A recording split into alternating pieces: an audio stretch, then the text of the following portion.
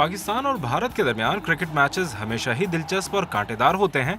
अक्सर औक़ात तो शायकीन क्रिकेट की धड़कनें बेकाबू और आसाब जवाब देने लगते हैं। ऐसे में अगर कोई खिलाड़ी गलत शॉट खेलकर आउट हो जाए तो पूरी कौम उस पर बरस पड़ती है।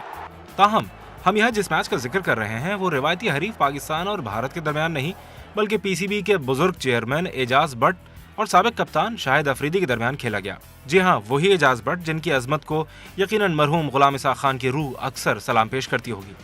58 2B ईजाद तो कानूनी माहिरीन और कानून साजों की थी, लेकिन पाकिस्तान क्रिकेट बोर्ड में इसको मुतारिफ कराया एजाज बट ने।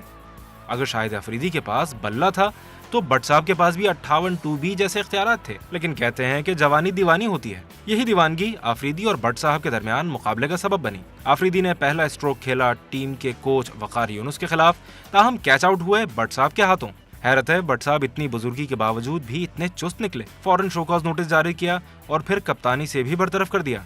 अब अफरीदी के हाथ में गेंद थी, बजाय गुगली कराने के फुल टॉस करा बैठे और एक मखसूस लॉबी पर तनकीद के बाद रिटायरमेंट का ऐलान कर दिया। बट साहब ने पीराना साली के बावजूद इस फुल टॉस को मैदान से बाहर ही फेंक दिया और खान साहब को दूसरा शोकॉज नोटिस जारी करते हुए बैरून मुल्क क्रिकेट खेलने के लिए NOC भी मंसूख कर दी। काउंटी क्रिकेट पाकिस्तानी खिलाड़ियों की दुखती रग है।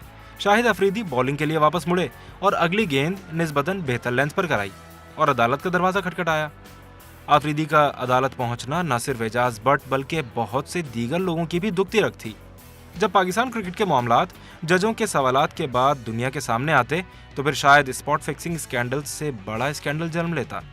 फौरी तौर पर मैच रेफरीज हरकत में आए और मैच रोकने का इशारा करते हुए दोनों खिलाड़ियों को ड्रेसिंग रूम तलब कर लिया। गिले शिकवे दूर किए गए।